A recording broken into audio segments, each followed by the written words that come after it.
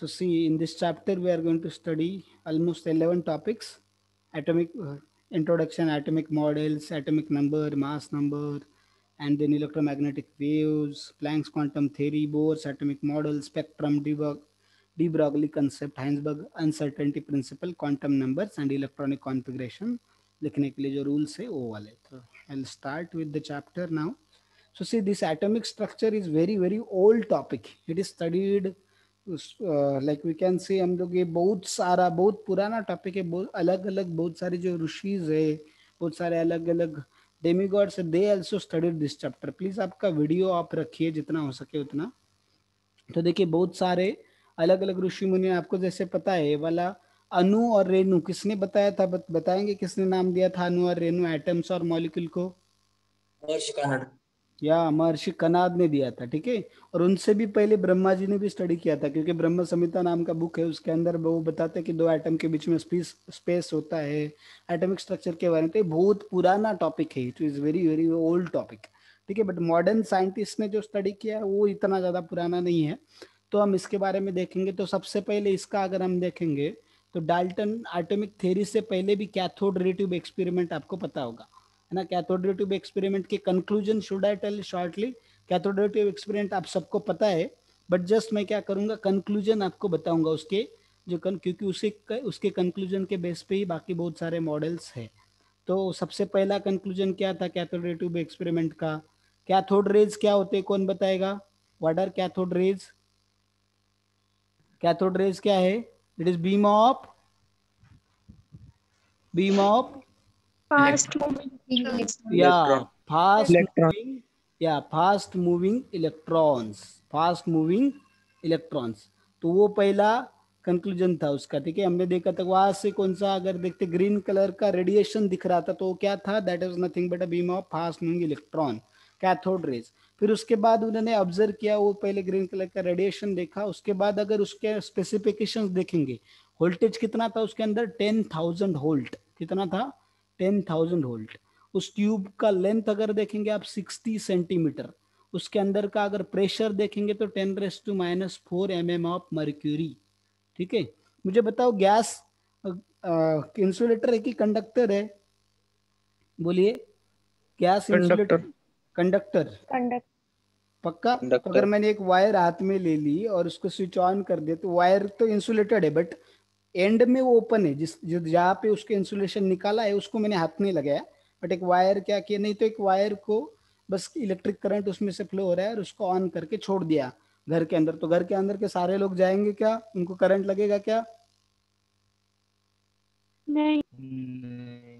क्यों नहीं? आप तो बोले कंडक्टर है, gas is conductor. Then temperature. Temperature नहीं, Low pressure. Pressure. Low pressure. देखिए gas is conductor only at low pressure. Low pressure पे ही gas is a good conductor, otherwise it is insulator. So you should. तो अभी लो pressure पे ऐसा क्या हो जाता है जो गैस क्या करता है? इलेक्ट्रिसिटी कंडक्ट करता है. कौन बताएगा? लो प्रेशर पे ऐसा क्या हो जाता है? What happens at low pressure? Atoms नजदीक आते होंगे. वो मॉलिक्यूल सब पास पास आ जाते हैं इसलिए. नो, जल्दी बोलो. गैसेस गेट, Ionize होते हैं. या गैसेस गेट्स आयोनाइज. ठीक है. Gases get ionise. जैसे H2 है, कोई O2 है, तो H2 से क्या मिलेगा आपको? H2 plus plus electron. आप बोलेंगे sir H plus plus 2 electron मिलने चाहिए. नहीं. इसके मॉलिक्यूल में से एक इलेक्ट्रॉन देगा और ये एक मॉलिक्यूल के ऊपर एक पॉजिटिव चार्ज और एक इलेक्ट्रॉन मिलेगा. तो उधर इलेक्ट्रॉन्स भी है और पॉजिटिव कैटायंस भी है, पॉजिटिवली चार्ज कैटायंस भी है. तो उससे क्या हो रहा है, आपका इलेक्ट्रिसिटी कंडक्ट करने के कैपेबल हो जाता है. तो गैसेस आयोनाइज होता है. गैस कौन सा, इट डजंट मैटर. इतने कम प्रेशर पे गैस, उसके अंदर कैथोड रे ट्यूब एक्सपेरिमेंट के अंदर कौन सा भी भरो आप, कुछ फर्क पड़ेगा नहीं. एनोड रे ट्यूब एक्सपेरिमेंट के अंदर गैस का नेचर मैटर करेगा, बट कैथोड रेज का जो प्रॉपर्टीज रहेगी वो उसके अंदर कौन सा गैस भरा, कौन से मटेरियल का बना आपका कैथोड, उसके ऊपर डिपेंड नहीं करता. समझा? याद रखिए. एनोड कैथोड रेज जो है वो डिपेंड नहीं करते उसके अंदर गैस कौन सा भरा है और उसका मटेरियल कौन सा है कैथोड का, उसके ऊपर डिपेंड नहीं करते. बट एनोड रेज जो है आपके डिपेंड करते हैं मटेरियल के ऊपर, या गैस कौन सा उसके अंदर भरा हुआ है उसके ऊपर डिपेंड करेंगे. तो ये देखा हमने, गैसेस आयोनाइज होते हैं इसलिए इलेक्ट्रिसिटी कंडक्ट करते हैं लो प्रेशर पे। स्पेसिफिकेशन भी देखे 10,000 वोल्ट 60 सेंटीमीटर, वो बीम ऑफ लाइट वो भी देखा। फिर उसके बाद हम देखते कि cathode ray possess momentum and kinetic energy. कैसे पता चला, कौन बताएगा? मोमेंटम एंड काइनेटिक एनर्जी उसके पास कैसे पता चला हमें? यस, कैथोड रेज के रास्ते में क्या रखा मास। था? कैथोड रेज के रास्ते में हमने क्या रखा था? फ्लाईव्हील। तो फ्लाईव्हील क्या हो रहा था? रोटेट हो रहा था। फ्लाईव्हील अगर रोटेट होता है, कोई भी चीज को रोटेट करने के लिए क्या देने की जरूरत होती है? मोमेंटम। और मोमेंटम देने के लिए किसके लिए जरूरत होती है? Kinetic energy. बिना मोमेंटम के क्या नहीं कर सकते हम? किसी चीज को रोटेट नहीं कर सकते। तो अगर मोमेंटम में, अगर देखो मैं किसी को कोई चीज कब दे पाऊंगा, कोई चीज कब दे पाऊंगा मैं किसी को? पास होगी। हाँ, जब मेरे पास होगी तो मैं दे पाऊंगा। तो वैसे ही अगर कैथोड रेज फ्लाईव्हील को रोटेट कर रहे हैं, इसका मतलब क्या है? कैथोड रेज के पास मोमेंटम एंड काइनेटिक एनर्जी होनी चाहिए। ठीक है, दैट इज नेक्स्ट कंक्लूजन। उसके बाद हमने देखा कैथोड रेज के ऊपर चार्ज कौन सा है? कौन सा चार्ज है? नेगेटिव। चार्ज। कैसे पता चला? कैसे पता चला? इलेक्ट्रिक फील्ड में क्या हुआ? डेविएट पॉजिटिव की तरफ। हाँ, पॉजिटिव की तरफ क्या हो गए? वो डेविएट हो गए, डिफ्लेक्ट हो गए। ठीक है, डिफ्लेक्ट हो गया, डेविएट हो गए किधर? Towards the positive, positive terminal of electric field. Magnetic field में क्या कर दिया इसने? इसलिए पता चला हमको कि वो निगेटिव चार्ज है उसके ऊपर। It traces circular path. क्या करता है वो? सर्कुलर पाथ ट्रेस करता है मैग्नेटिक फील्ड में। ठीक है, तो उससे पता चला कि उसके ऊपर निगेटिव चार्ज है। तो ये हो गया नेक्स्ट। उसके बाद देखिए हम देखा कि आपका ऑडियो ऑडियो म्यूट रखिए, अपने आप को म्यूट रखिए प्लीज। तो हमने देखा कि वो सर्कुलर पार्ट ट्रेस करता है। ठीक है, वो देखा एक। उसके बाद हमने कौन सा कंक्लूजन देखा था? कौन बताएगा? नेगेटिव चार्ज है उसके ऊपर, ये एक देखा। उसके आगे जाएंगे तो उसके पास पोटेंशियल एनर्जी भी है। वो कैसे पता चला हमको? Cathode rays possess potential energy. Yes, metal target hit हो जाता है। हाँ, मेटल टारगेट क्या होता है? हीट होता है उसमें। मेटल टारगेट जो रखा है उसके पास में वो हीट होता है, तो उसका काइनेटिक एनर्जी तो चला गया था उधर। तो फिर बचा कौन सा? पोटेंशियल एनर्जी यूज किया उसने उसको हीट करने के लिए, मेटल टारगेट को। नेक्स्ट कंक्लूजन कौन सा देखा था हमने उसका? मेटल टारगेट को हिट करने से पोटेंशियल एनर्जी आ गया। नेक्स्ट कौन सा देखा था? जल्दी बोलो। Phosphorescent phosphorescent scintillation material. Pressure. Scintillation, okay, तो मास के लिए है वो। तो उसका वेलोसिटी के बारे में क्या कमेंट दे सकते हैं? Velocity, velocity of cathode ray is, जल्दी बोलो, less than velocity of light. Light. आपका वीडियो ऑफ कीजिए प्लीज। वेलोसिटी ऑफ लाइट से क्या है उसका? वेलोसिटी हम देखते हैं कम है कैथोड रेज का। ठीक है, ये देखा हमने। फिर उसके बाद अगर देखा एक्स रेज के बारे में, क्या देखा था हमने? एक्स रेज के बारे में, तो अगर हेवी मेटल टारगेट है तो उसके ऊपर अगर हमने कैथोड रेज को बम्बार्ड किया तो उससे क्या प्रोड्यूस होते हैं? X rays. उससे जो रेज डिफ्लेक्ट डिफ्लेक्ट होंगे वो क्या होंगे? एक्स रेज होंगे। समझ में आ रहा है? X rays. Yes sir. Yeah अभी देखो मैं ज्यादा डायग्राम इसके इसमें जा नहीं रहा हूँ ज्यादा, क्योंकि ये इतना हमारे इसमें नहीं है। आपको बस फटाफट इसको समझना है ताकि अगले मॉडल्स आपको आसानी से समझेंगे। और ये आपका हो चुका है ऑलरेडी यंगर क्लासेस में भी और 11th में भी अच्छे से हो चुका है, इसलिए I am going little fast. तो एक्स रेज। फिर उसके बाद हमने देखा कैथोड रेज पजेस मास। कैसे पता चला? How you came to know that cathode ray possess mass? Scintillation. Scintillations. What do you mean by scintillations? Can anyone tell Sparkling me? of light. Sparking of light. Why that sparking is produced? Particles bombard होते हैं तो phosphorus sparks produce होते हैं। कहाँ पे bombard होते हैं? कहाँ पे बम्बार्ड होते हैं पार्टिकल्स? देखिए, आप कभी ZNS स्क्रीन। आप कभी भूत से टकराए क्या? आप में से कभी कोई भूत से टकराया क्या? No sir. नहीं। No sir. क्यों भूत को क्यों नहीं टकराया आप कभी? क्योंकि उसका कभी मुझे मास पता ही नहीं होता नहीं है कि नहीं? That is just software without hardware. उसका हार्डवेयर ही नहीं है, उसको बॉडी ही नहीं है, बस वो क्या है? आत्मा है, एक भटकती आत्मा है कि नहीं? उसको ये नहीं है, उसको बॉडी ही नहीं है। तो it just software without hardware. तो इसलिए उसको क्या, उसको टकरा ही नहीं सकते हम लोग, वैसा प्रॉब्लम है। बट हम देखते ZNS स्क्रीन जो फॉस्फोरेसेंट मटेरियल है उसका खासियत खासियत क्या होता है? उसका स्पेशलिटी क्या होता है ZNS स्क्रीन का?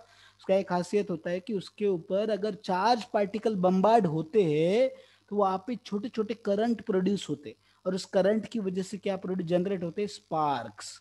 क्या जनरेट होते हैं, स्पार्क्स। उस स्पार्क्स को हम सिंटिलेशंस बोलते हैं, और वो सारे स्पार्क एक साथ मिलके क्या बनता है, फ्लैश ऑफ लाइट प्रोड्यूस होता है उधर, flash of light is produce over there.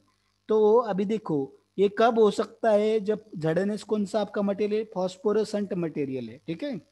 तो फॉस्फोरेसेंट मटेरियल के ऊपर अगर चार्ज पार्टिकल बम्बार्ड होता है तो स्पार्क, स्मॉल करंट जनरेट होंगे, उससे स्पार्क जनरेट होगा जिसको हम सिंटिलेशन बोलेंगे, जिससे फ्लैश ऑफ लाइट दिखेगा। तो टकराने के लिए उसका प्रिलिमिनरी कंडीशन क्या है, उसके पास क्या होना चाहिए बच्चों, क्या होना चाहिए उसके पास, मास होना चाहिए, या तभी वो टकराएगा। तो mass is a necessary condition, then only scintillations can be produce. तो ये बहुत क्रुशियल है। So these are the some of the important conclusions from cathode ray tube experiment. So hope so you understood this cathode ray tube experiment. ठीक है, now we'll go to other models.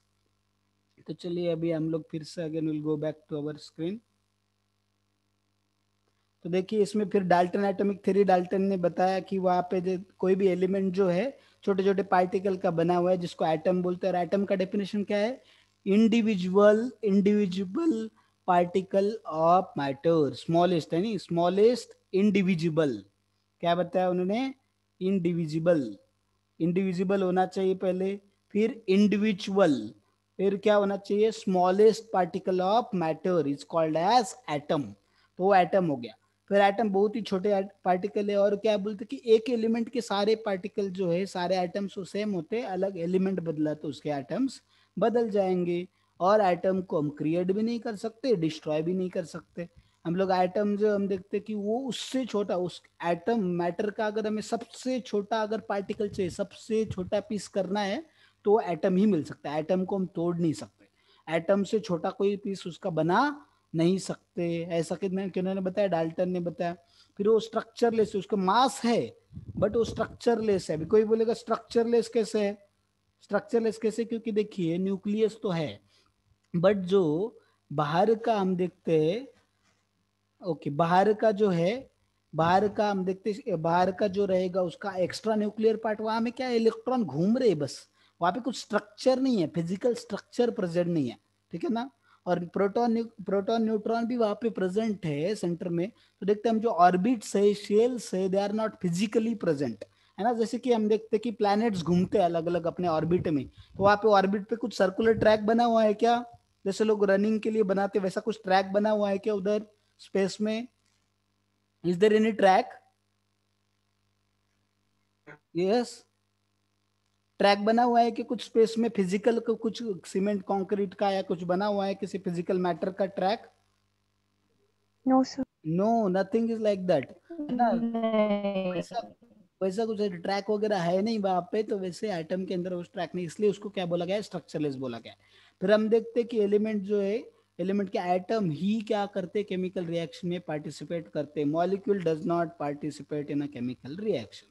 तो हमने देखा पहले क्या है, सबसे पहले जो पार्टिकल थे जिसके ऊपर निगेटिव चार्ज था उनको निगेट्रॉन्स बोला गया था। क्या बोला गया था, निगेट्रॉन्स, जे थॉमसन ने।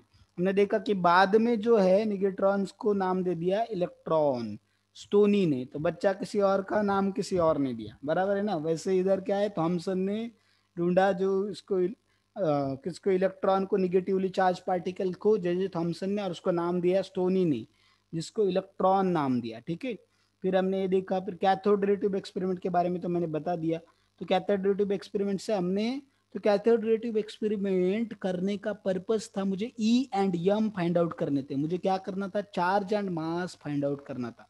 बट ना मुझे चार्ज मिला ना मास मिला, बट क्या मिला मुझे, ई बाय एम मिला, स्पेसिफिक चार्ज मिला। क्या मिला, स्पेसिफिक चार्ज ऑफ इलेक्ट्रॉन, वो मिला मुझे उस एक्सपेरिमेंट से, ठीक है। तो हम देखा कि ये देखिए इधर मैंने बताया ऑलरेडी आपको, cathode rays is independent of nature of gas, and electrode कौन सा मटेरियल का यूज किया उसके ऊपर डिपेंड नहीं करता।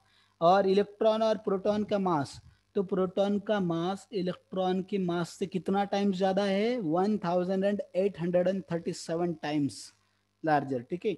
तो हम कैलकुलेशन पर्पज के लिए 1840 लेते हैं, बस अगर एग्जैक्ट आपको चाहिए तो 1837 टाइम्स, ठीक है, 1837 टाइम।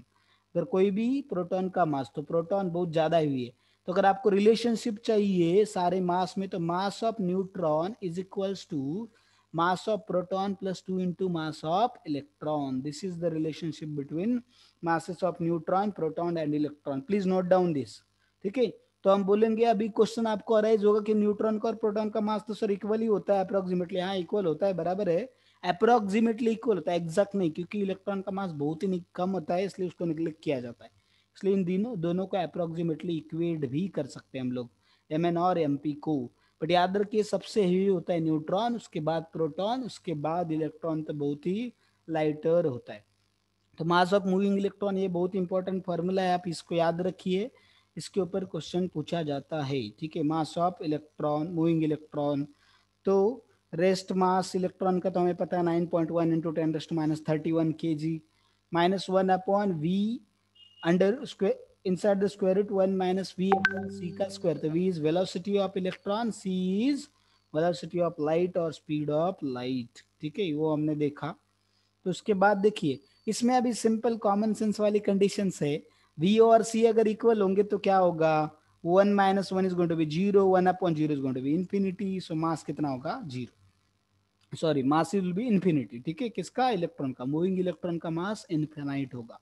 कब, जब velocity of electron and speed of light is equal.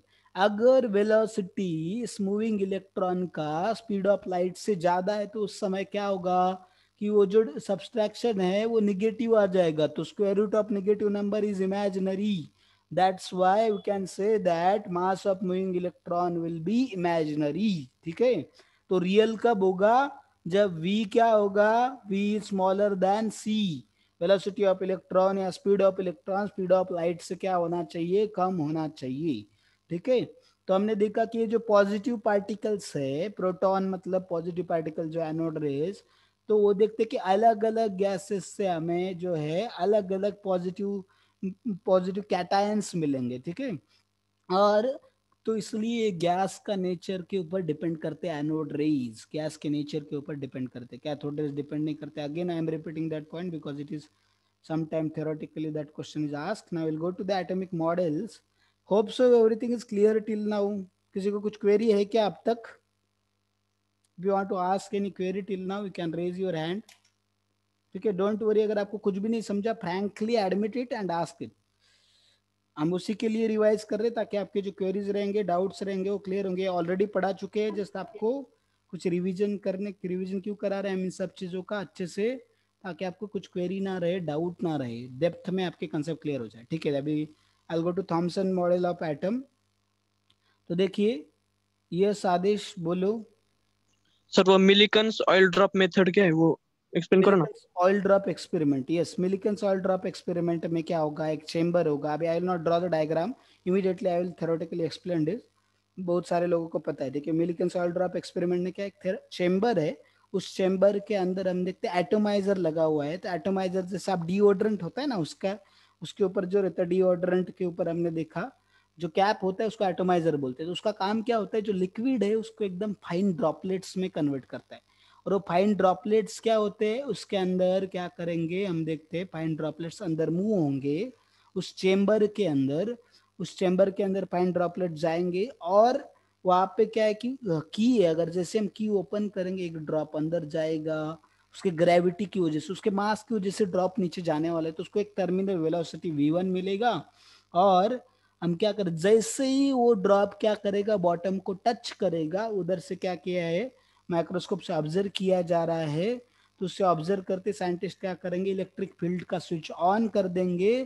फिर ये जो फाइन पार्टिकल्स ड्रॉपलेट्स होते कोई भी लिक्विड के, दे साइंटिस्ट के हिसाब से उनके ऊपर निगेटिव चार्ज होता है। कौन सा चार्ज होता है, निगेटिव चार्ज। तो फाइन ड्रॉपलेट फिर क्या होंगे, तुरंत पॉजिटिव टर्मिनल जो है इलेक्ट्रिक फील्ड का वो ऊपर रखा हुआ है हमने, तो पॉजिटिव फील्ड की तरफ वो जाएगा। तो पहले नीचे आ रहा था उसकी ग्रेविटी की वजह से, और वही जो ड्रॉप है ऊपर की तरफ जाएगा फिर, तो उसको नया वेलोसिटी मिलेगा, टर्मिनल वेलोसिटी v2। तो वो सारी टर्मिनल वेलोसिटी वगैरह यूज करके क्या करने वाले हम लोग, उसमें से क्या पता करेंगे, charge on the electron is calculated. क्योंकि निगेटिव चार्ज जो है इलेक्ट्रॉन की वजह से, तो इलेक्ट्रॉन चार्ज ऑन इलेक्ट्रॉन कितना है चार्ज बोलिए इलेक्ट्रॉन के ऊपर जल्दी। 1.67 into 10⁻19. 10⁻⁹ ओके 1.66 ठीक है इंटू 10⁻19 कूलोम्स ठीक है। तो 6 जो है वो रिपीटेटिव है हम देखते हैं। तो 1.66 इंटू 10⁻19 कूलोम, और माइनस साइन मत भूलना है, निगेटिव चार्ज उसके ऊपर ठीक है इलेक्ट्रॉन के ऊपर। प्रोटॉन का यही वैल्यू जस्ट पॉजिटिव चार्ज रहेगा। तो वो हमने देखा है चार्ज ऑन इलेक्ट्रॉन। तो ये हो गया इलेक्ट्रॉन के ऊपर चार्ज। फिर चार्ज मिल गया हमें, charge to mass ratio. Charge to mass ratio का ही दूसरा नाम क्या है बच्चों, बोलो जल्दी। Specific charge. हाँ specific charge, very good, specific charge. तो स्पेसिफिक चार्ज हमें पता है, चार्ज पता है तो मास निकाल सकते। तो उसके लिए वो मिलिकन्स ऑयल ड्रॉप, ये मिलिकन्स ऑयल ड्रॉप एक्सपेरिमेंट किया गया था ठीक है। अभी थॉमसन मॉडल, थॉमसन ने क्या बताया था कि मैं सिंपल एंड शॉर्ट में, स्वीट एंड शॉर्ट बताता हूँ आपको। तो एक पॉजिटिव चार्ज का स्पीयर था ठीक है, उसने बनाया। सपोज वाटरमेलन ले लो, तो वाटरमेलन सपोज पॉजिटिवली चार्ज है पूरा, और वाटरमेलन के जो सीड है ना दे आर इलेक्ट्रॉन्स। तो बोले निगेटिव चार्ज पूरा स्प्रेडेड है, जैसे वाटरमेलन के सीड पूरे स्प्रेडेड है, वाटरमेलन के अंदर पूरे स्प्रेड हुए हैं, तो वैसे ही वो स्प्रेड हुए हैं बोले इलेक्ट्रॉन निगेटिव चार्ज। और ये पूरा स्पेयर जो है वो पॉजिटिवली चार्ज है। ऐसा किसने बताया हमें, थॉमसन ने बताया। और वो बोले स्टेशनरी मॉडल है, उसमें इलेक्ट्रॉन मूवमेंट वगैरह कुछ होते नहीं, घूमते नहीं ऑर्बिट में, इसलिए उसके जो थॉमसन ने जो मॉडल दिया उसको वाटरमेलन मॉडल भी बोलते, या रेजिन पडिंग मॉडल बोलते, या प्लम पडिंग मॉडल भी बोलते। तो उसके अंदर बोले कुछ यूनिफॉर्मली डिस्ट्रीब्यूट नहीं किया है, नेगेटिव चार्ज जो यूनिफॉर्मली डिस्ट्रीब्यूट नहीं है ठीक है। तो दे आर ट्राई, तो इसमें अंदर देखते कि हम इलेक्ट्रॉन जो है कभी कहीं पे ज्यादा डेंसर है, कहीं पे कभी कम रहेंगे किसी जगह पे। जैसे वाटरमेलन के अंदर भी सीड यूनिफॉर्मली डिस्ट्रीब्यूटेड नहीं होते ठीक है। तो हम देखा कि ये जो है, पर पॉजिटिव चार्ज जो है यूनिफॉर्मली डिस्ट्रीब्यूटेड है through out the sphere, negative charge नहीं है। तो this was the Thompson model. तो मेन ड्रॉबैक क्या था कि वो डायनामिक मॉडल एक्सप्लेन नहीं कर पाया। अभी इलेक्ट्रॉन जो घूमते हैं ना एक्चुअली, अगर देखेंगे एटम में तो वो बता नहीं पाए, पहला चीज ठीक है। और पॉजिटिव चार्ज यूनिफॉर्मली डिस्ट्रीब्यूटेड नहीं, पूरे कंप्लीट स्पेयर में कंप्लीट एटम पॉजिटिवली चार्ज नहीं है, उसके सेंटर में है पॉजिटिव चार्ज, वो भी नहीं बता पाए वो ठीक है। तो वो देखा। फिर उसके बाद हम देखते हैं मास जो एटम का, उन्होंने बताया कि पूरे एटम में, जैसे वाटरमेलन का, पूरे वाटरमेलन में मास थ्रेडेड है, बट इसके अंदर वैसा नहीं है, तो वो गलत बताया उन्होंने। फिर उसके बाद मूवमेंट, वो डायनामिक नेचर जो एटम का वो नहीं बता पाए, एटमिक जो सब एटमिक पार्टिकल्स है उनका डायनामिक नेचर नहीं बता पाए, और स्टेबिलिटी ऑफ एटम भी एक्सप्लेन नहीं कर पाए। तो this are the drawbacks of Thomson model. So will move ahead with another model, Rutherford's alpha scattering gold foil experiment. तो पहला क्वेश्चन मेरा, गोल्ड की यूज किया आपको पता है, why gold is only use, because gold is most what, malleable. most malleable, Ductile and malleable. yeah, most malleable metal of the periodic table. That's why gold is selected. What is alpha particle? Can anyone tell me what is alpha particle? Doubly ionized helium. या doubly ionize helium, doubly ionize helium. Helium के पास 2 electron है, 2 electron दे दिए पूरे के पूरे, तो बच्चा जो है वो उसको अल्फा पार्टिकल बोलेंगे। बट हम जब रिएक्शन में लिखते हैं तो उसको लिखते वक्त He ही लिखते हैं, He2 4 ही लिखते हैं। ऐसा क्यों, कौन बताएगा He2 4 ही क्यों लिखते हैं? जब हम अल्फा पार्टिकल, अगर न्यूक्लियर केमिस्ट्री में आपने कर देखा होगा तो उसके अंदर इसको अल्फा पार्टिकल को He2 4 ही लिखा जाता है। क्यों, ऐसा क्यों? Can anyone tell me? Because this alpha particle is really very unstable, तो तुरंत किसी के भी इलेक्ट्रॉन छीन लेता है एटमॉस्फेयर में इसमें, और हेलियम में कन्वर्ट हो जाता है, इसलिए उसको लिखते समय He2 4 ही लिखा जाता है। Is it clear guys? Have you understood this much? Yes, sir.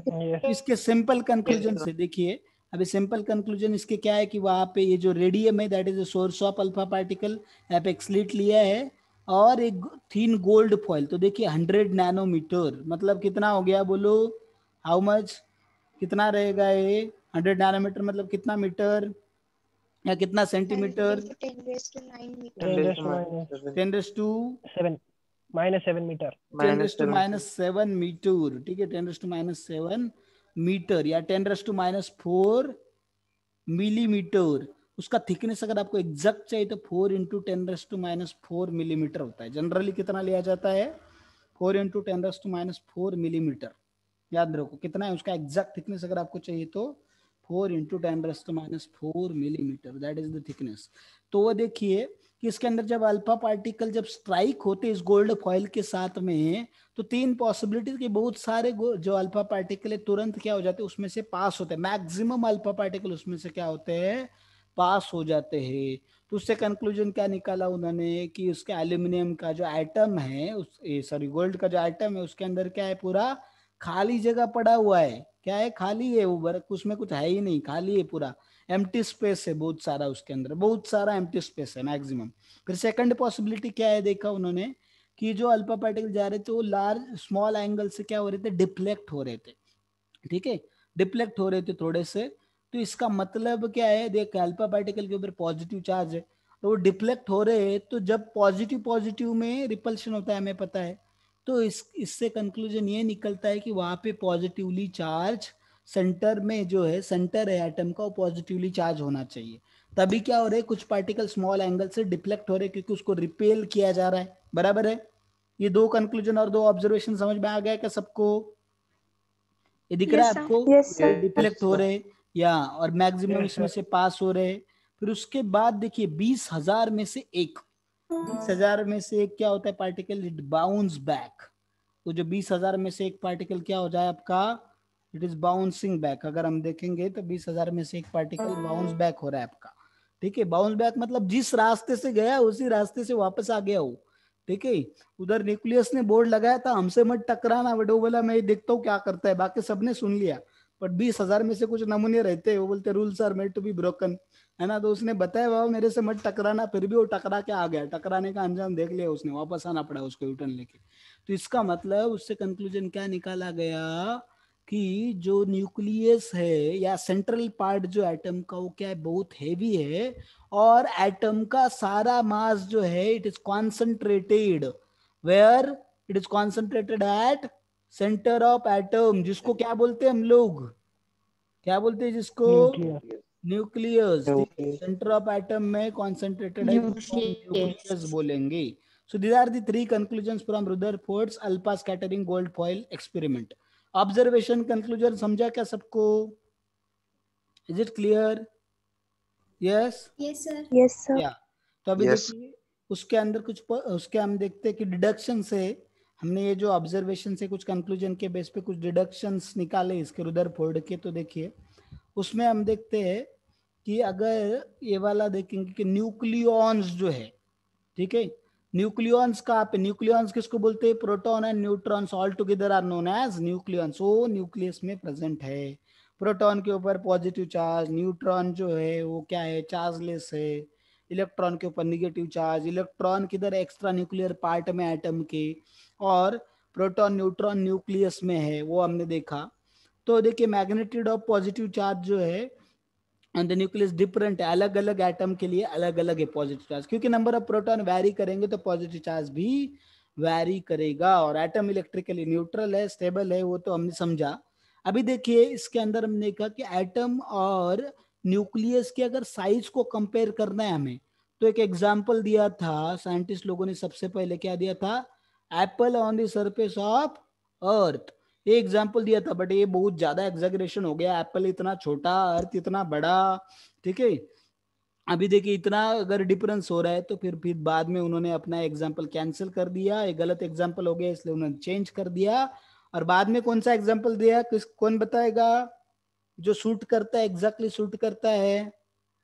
Football ground. हाँ, football football is a ground के football सेंटर में एग्जैक्ट, अगर सेंटर में हम फुटबॉल रखेंगे ना तो football represents nucleus and football ground is atom. तो जनरली हमें पता है एटम का जो डायमीटर है वो कितना होता है और न्यूक्लियस का कितना होता है, बताइए कितना होता है एटम का, न्यूक्लियस का? न्यूक्लियस का 10⁻10 मीटर, और इसका कितना होगा 10⁻15 मीटर। 15। न्यूक्लियस का 10⁻15, इधर जो दिया है उन्होंने वो सेंटीमीटर में दिया है, ठीक है।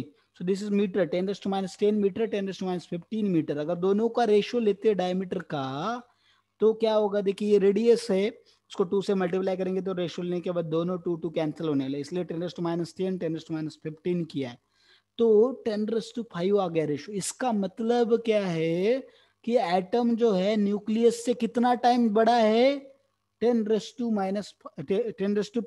टाइम, मतलब 10⁵ टाइम्स बड़ा है। जो डायमीटर है किसका, एटम का, वो न्यूक्लियस के डायमीटर के कितना बड़ा है, 10⁵ times bigger. Is it clear? अभी देखिए हमने देखा था कि न्यूक्लियस का अगर मुझे रेडियस चाहिए तो क्या होना चाहिए, R is equal to R0 into A⁻⁴। What is this a क्या है आपका वहां पे, that is atomic mass number, और उसका क्यूब रूट लेंगे। सपोज एल्यूमिनियम का चाहिए मुझे तो कितना होगा, 27 का क्यूब रूट इज 3। और R0 जो है, R0 क्या है देखिए, it is radius of hydrogen atom nucleus. R0 क्या है, radius of hydrogen atom nucleus, and how much it is 1.33 into 10⁻⁻13 centimetre. बस यूनिट याद रखना हो, सेंटीमीटर में है, मीटर चाहिए तो उसको आपको 15 करना पड़ेगा। 1.33 into 10⁻15 metre. Is it clear? समझा सबको? यस या तो 1.33 इंटू 10⁻13 सेंटीमीटर, वो कांस्टेंट है। ए इज मास नंबर, हो तो बता दिया मैंने already, radius of the nucleus. और मास नंबर तो हमें देखिए, मास नंबर अलग है, एटॉमिक मास अलग है। देखिए एवरेज एटॉमिक मास अलग है, वो बहुत अलग अलग चीजें, वो मोल कंसेप्ट में पढ़ेंगे हम लोग। तो मास नंबर मतलब number of proton plus neutron. Mass number कभी फ्रैक्शन में होता नहीं, it's integer, positive integer, negative भी नहीं होता वो। तो रखना है आपको R is 1.33 into 10⁻13 into A⁻⁴ centimetre. तो इधर जो A का वैल्यू रख रहे हैं वो एटॉमिक मास नंबर रख रहे हैं, एटॉमिक मास नहीं रख रहे हैं, याद रखो। ठीक है, that is very very important, crucial thing, नहीं तो आपका आंसर एग्जैक्ट नहीं आएगा। आंसर मैच भी हो सकता है अगर ऑप्शन अप्रोक्सीमेट करके वगैरह ऑप्शन है वैसे, बट अगर ऑप्शन में बहुत छोटा सा डिफरेंस है तो फिर आपका आंसर गलत हो जाएगा। तो देखिए अभी उसके बाद वॉल्यूम जो है, वॉल्यूम अभी पता है हमें, एटम भी स्पेरिकल है और ये जो आपका न्यूक्लियस है वो भी स्पेरिकल है। तो स्फीयर का वॉल्यूम कैसे कैलकुलेट करते हैं हम लोग बच्चों, 4/3 पायर क्यूब। यस, तो देखिए वॉल्यूम ऑफ एटम और न्यूक्लियस, तो 4/3 पाई 4/3 पाई दोनों का कैंसिल होने वाला है, बराबर है। Is it clear? तो बस हमें क्या करना है, उसके रेडियस के क्यूब का रेशो लेना है। तो हमें पता है एटम का रेडियस कितना है, 10⁻⁻15, तो कितना आ जाएगा 10⁻⁻15 का क्यूब 45। और न्यूक्लियस का कितना है 10⁻10, तो 10⁻30, तो प्लस ऊपर गया, ठीक है, उल्टा किया मैंने। ठीक है, न्यूक्लियस का क्या है, न्यूक्लियस का 10⁻15 है, इसका 30 और इसका 50, तो 10⁻, हम देखेंगे इसका 30 आ गया, इसका 10⁻45 आ गया, तो कितना हो गया आपका 10⁻2 + 15। तो वॉल्यूम जो है एटम का, हम देखेंगे एटम का वॉल्यूम 10⁻15 टाइम्स ज्यादा है किसके वॉल्यूम से, बोलिए किसके वॉल्यूम से, न्यूक्लियस न्यूक्लियस के वॉल्यूम से 10⁻15 टाइम्स वॉल्यूम ज्यादा है, वो हमने देखा। So that is the another deduction. फिर हमने देखा कि इसमें बताया उन्होंने कि इलेक्ट्रॉन क्या करते, रिवॉल्व करते around nucleus in close orbit, बहुत हाई स्पीड से क्लोज ऑर्बिट में रिवॉल्व करते हैं। एंड जो सेंट्रीफ्यूगल फोर्स एक्ट हो रहा है, रिवॉल्यूशन, जो इलेक्ट्रॉन रिवॉल्व हो रहा है उसके ऊपर हम देखते हैं वो किससे काउंटर बैलेंस होता है। Why electron does not fall into the nucleus, can anyone tell me why nuclear electron does not fall into the nucleus? जल्दी बोलो, अगर आप आंसर नहीं देते तो फिर मैं दे दूंगा, जल्दी बोलो। Yes, centrifugal force, static. अरे क्यों गिरना चाहिए, ठीक है जाने तो, मैं ही बताता हूँ, आप लोग तो कुछ बता ही नहीं रहे। इलेक्ट्रॉन जो है वो देखिए, क्योंकि electron is negatively charge, nucleus is positively charge, दो स्पाइरल होके क्या होना चाहिए, न्यूक्लियस में गिरना चाहिए according to the electrodynamics theory. और वही रुदरफोर्ड ने बताया कि वो क्या होगा, स्पाइरल हो के गिर जाएगा अंदर न्यूक्लियस के अंदर, क्योंकि उसने बताया electrostatic force of attraction act हो रहा है वहां पे, और सेंट्रीपेटल फोर्स भी अंदर खींच रहा है उसको, इलेक्ट्रोस्टैटिक फोर्स ऑफ अट्रैक्शन भी अंदर खींच रहा है, बस सेंट्रीफ्यूगल फोर्स बाहर खींच रहा है। बट सेंट्रीफ्यूगल एंड सेंट्रीपेटल का मैग्नीट्यूड तो सेम है, तो दोनों एक दूसरे को तो काउंटर बैलेंस कर लेंगे, और उससे फिर ये इलेक्ट्रॉन क्या होना चाहिए, स्पाइरल होकर धीरे धीरे न्यूक्लियस में गिर जाना चाहिए, ऐसा उन्होंने बताया था।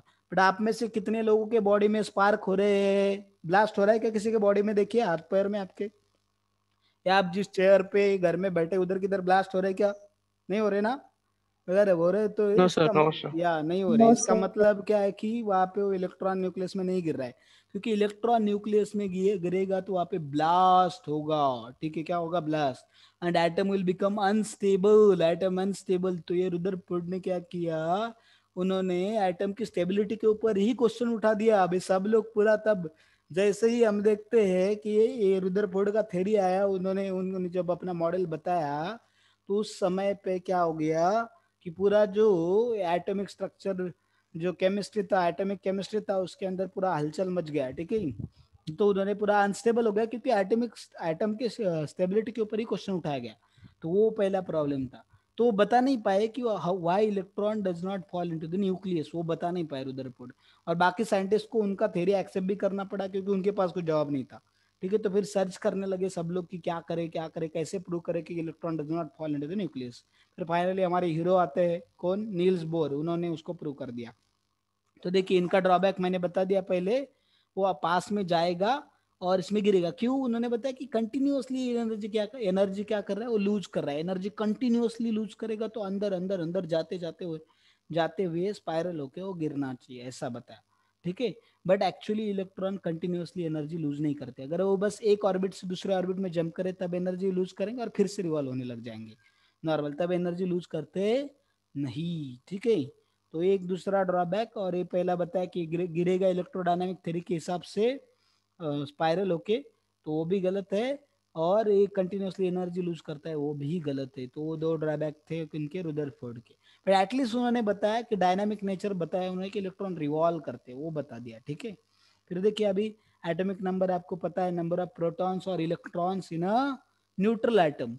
बट आयन होगा तो याद रखिए, आयन अगर हम देखते Ca2+ है तो उसका कितना होगा, बोलो। कैल्शियम का कितना एटॉमिक नंबर, जल्दी बोलिए, कितना, 20। 20, ठीक है। तो कैल्शियम जो आयन है उसका भी, कैटायन का भी 20 ही रहेगा, इलेक्ट्रॉन गए बट प्रोटॉन उतने ही हैं।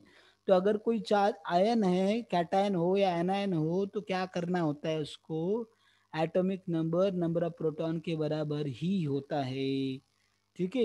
एटॉमिक नंबर उसके प्रोटॉन के बराबर ही होता है। तो उसको कभी और नंबर ऑफ इलेक्ट्रॉन निकालने तो उसके चार्ज जो है माइनस कर लो, पॉजिटिव चार्ज है तो, निगेटिव चार्ज है तो उतना ऐड कर लो चार्ज, तो आपको नंबर ऑफ इलेक्ट्रॉन मिल जाएंगे।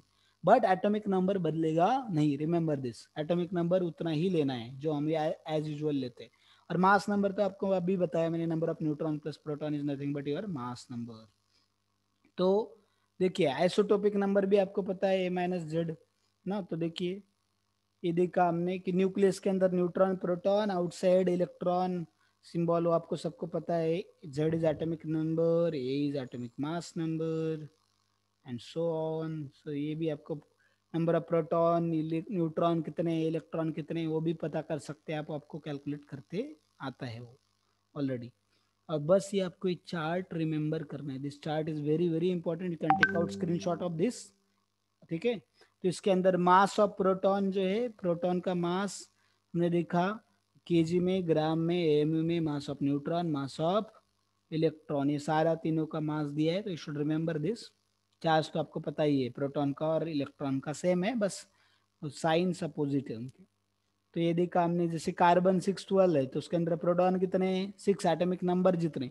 तो ये जो नीचे दिया रहता है वो क्या होता है आपका, जनरली हमने देखा वो क्या होता है, उसका एटॉमिक नंबर है ना, एटॉमिक नंबर होगा उसका नीचे जो दिया है वो, और ऊपर जो है एटॉमिक मास नंबर है। तो प्रोटॉन कितने हैं, 6 है, neutron 6, electron 6। I will not go into much detail in that. देखिए अभी हम डायरेक्ट आइसो सीरीज देखेंगे फटाफट। ये भी आपको पता है, आइसोटोप्स क्या होता है, उसके अंदर same atomic number but different mass number, बराबर है, एटॉमिक मास। या same chemical properties but different physical properties, Yes, sir. या same chemical properties but different physical properties. और पीरियोडिक टेबल में उनका पोजीशन एक ही होता है, ठीक है। जैसे कार्बन हमने देखा 12, 13, 14, ये प्रोटियम, ड्यूटेरियम, ट्रिटियम, ये तीनों हाइड्रोजन के आइसोटोप, ऑक्सीजन के भी 16, 17, 18 वो हमने देखे आइसोटोप्स, ठीक है। तो देखिए ट्रिटियम रेडियो एक्टिव है, जैसे कार्बन 14 भी रेडियो एक्टिव है, वैसे हम देख रहे हैं उसको।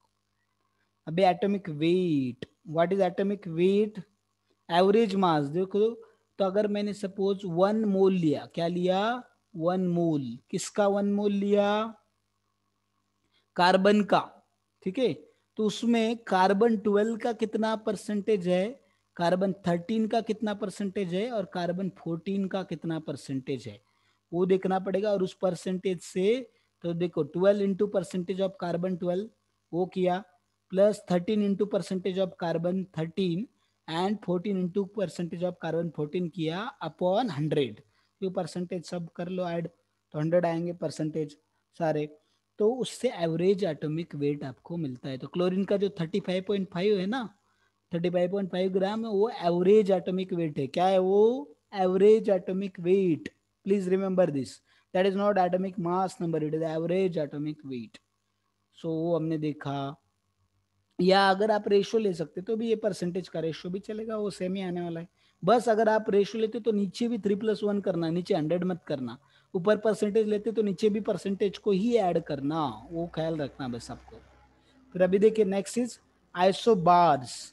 सो आइसोबार्स क्या होगा, हमें पता है कि उसके अंदर उसका एटॉमिक नंबर अलग अलग होगा, एटॉमिक मास नंबर सेम होगा, तो उसमें फिजिकल एंड केमिकल प्रॉपर्टीज दोनों क्या होंगी, अलग अलग होगी, बराबर है, yeah yes sir. Both are different. Yes. फिर उसके बाद यस सर। आइसोडाइफर्स, आइसोडाइफर्स क्या होते हैं, उनका आइसोटोपिक नंबर सेम होता है, isotopic number is nothing but your n-p। What is isotopic number, your n-p। तो न्यूट्रॉन और प्रोटॉन में जो डिफरेंस है वो सेम होगा, तो उनको आइसोडाइफर्स बोलते हैं, उनके भी फिजिकल एंड केमिकल प्रॉपर्टीज दोनों अलग अलग होंगे। फिर आइसोटोन्स या आइसोन्यूट्रॉनिक या आइसोटोनिक मतलब नंबर ऑफ न्यूट्रॉन्स सेम होंगे, दैट इज योर आइसोटोन्स, आइसोन्यूट्रॉनिक और आइसोटोनिक स्पीसीज। फिर आइसोस्टर्स, आइसोस्टर्स क्या है, it is special case of iso electronic. इसमें क्या है, दो कंडीशन है, पहला नंबर ऑफ इलेक्ट्रॉन सेम होंगे, दूसरा उसका एटोमिसिटी सेम होगा, जो मॉलिक्यूल रहेगा ना उस मॉलिक्यूल के अंदर सेम नंबर ऑफ एटम्स होंगे। एटोमिसिटी समझते हैं ना सबको, H2 ओजोन है ना, हमने देखा P4, तो इसका एटोमिसिटी 2 क्योंकि 2 हाइड्रोजन एटम, ओजोन का 3 क्योंकि 3 उसके अंदर एटम, और इसका 4 क्योंकि इसके अंदर 4 एटम। तो एटोमिसिटी सेम होना चाहिए और नंबर ऑफ इलेक्ट्रॉन सेम होंगे, तो उनको आइसोस्टर्स बोलेंगे। और सिर्फ नंबर ऑफ इलेक्ट्रॉन अगर सेम होंगे तो उसको आइसो इलेक्ट्रॉनिक स्पीसीज बोलेंगे। इज इट क्लियर, समझा बच्चों सबको? Yes sir. Yes. या Yes, sir. अमोनिया के अंदर इलेक्ट्रॉन कैसे कैलकुलेट करेंगे, नाइट्रोजन के 7 है ना, 5 और हम देखते हैं उसके 2 अंदर और 5 बाहर, तो 7 हो गए।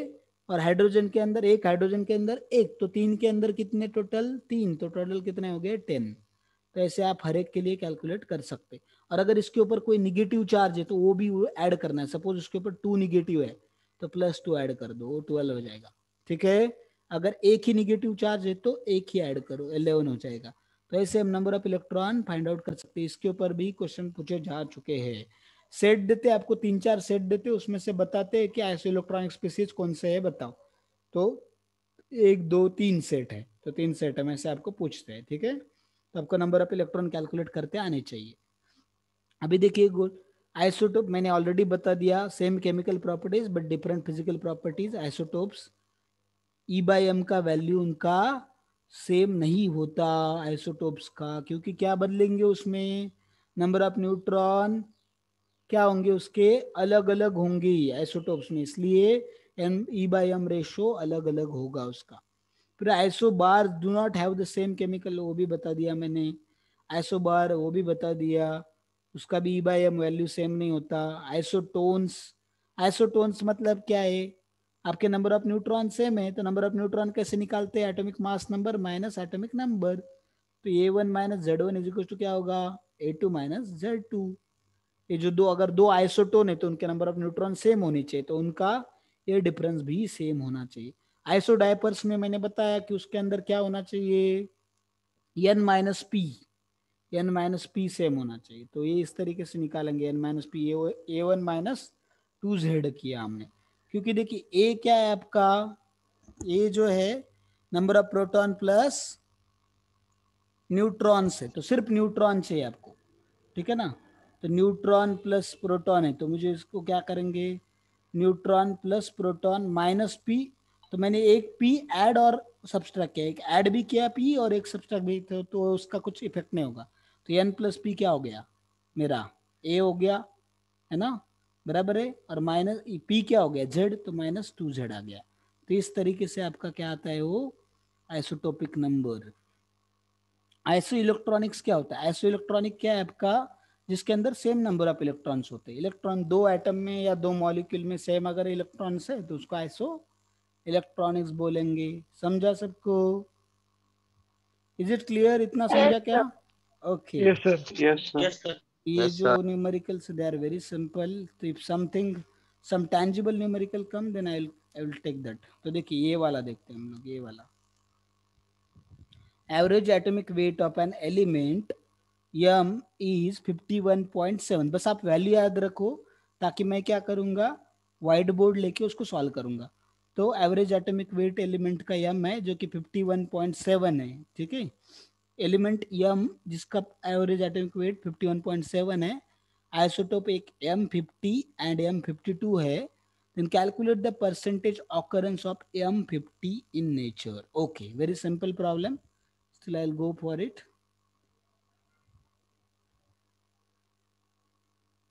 तो देखिए हमें कितना दिया है, 51.7 ना, average atomic wait. Yes sir. Yes sir.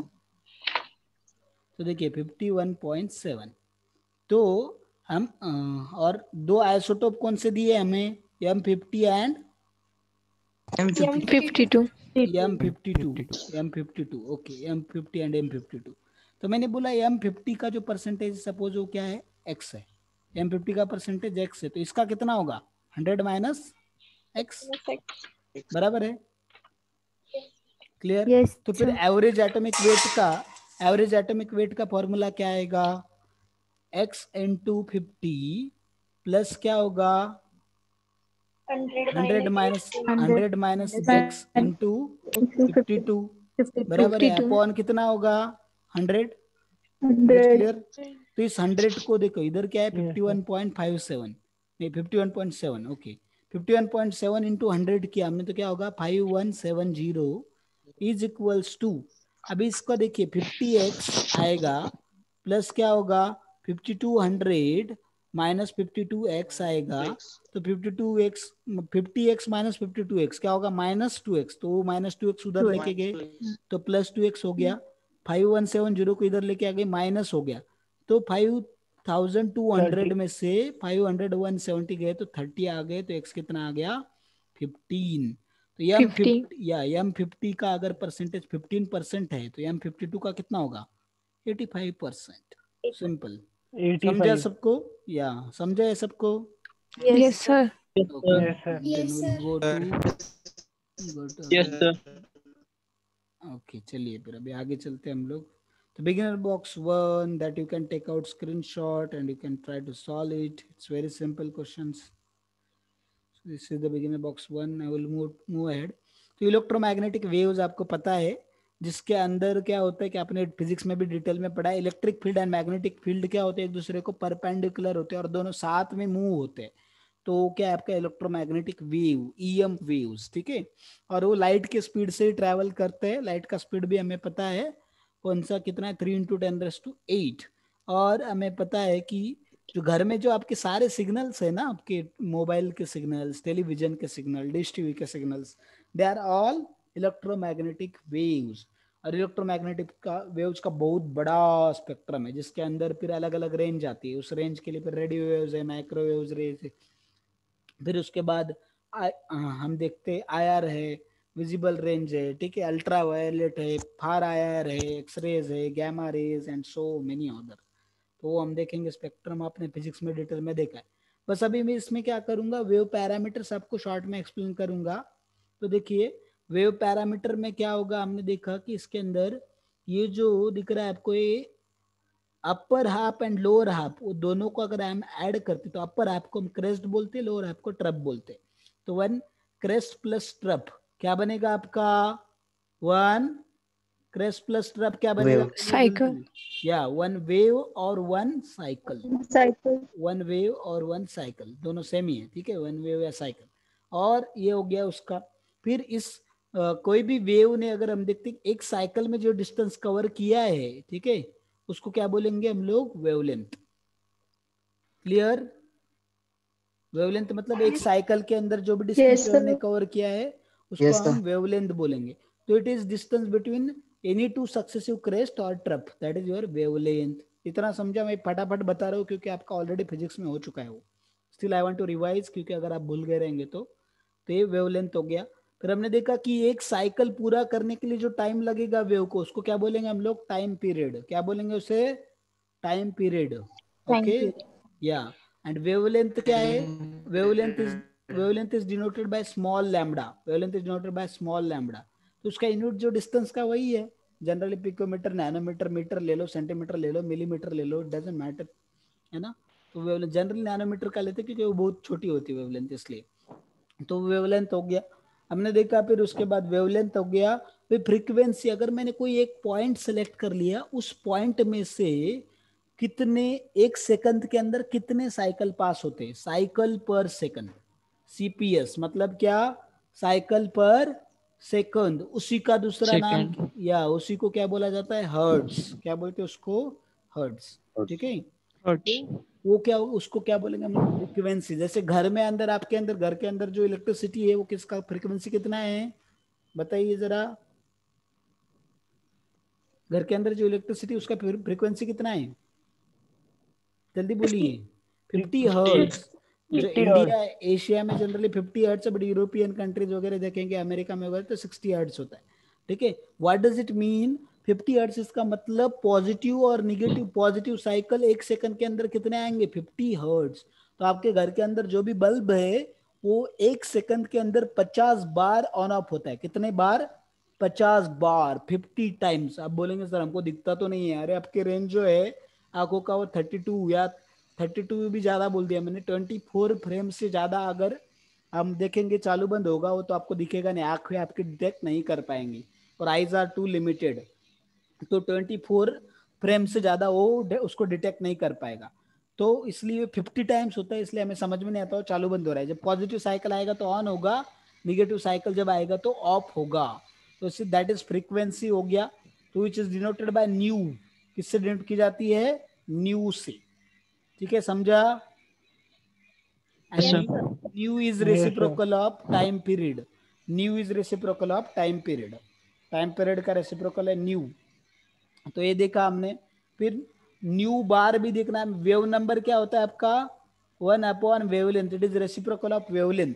तो वेव नंबर सिंपल याद रखो, 1 सेंटीमीटर के अंदर, 1 सेंटीमीटर लो, 1 मीटर लो, या 1 नैनोमीटर, जो भी लेना है आपको, 1 सेंटीमीटर के अंदर कितने साइकिल बैठेंगे उसको क्या बोला जाता है? Wave number. समझा? यूनिट डिस्टेंस, कोई भी यूनिट डिस्टेंस रहने दो, यूनिट डिस्टेंस में कितने साइकिल बैठते हैं आपके, तो उसको बोलेंगे हम लोग wave number. Is it clear guys? Wave number समझा? Yes, sir. या तो एक था Yes. न्यू बार, हमने देखा है, न्यू बार भी देख लिया।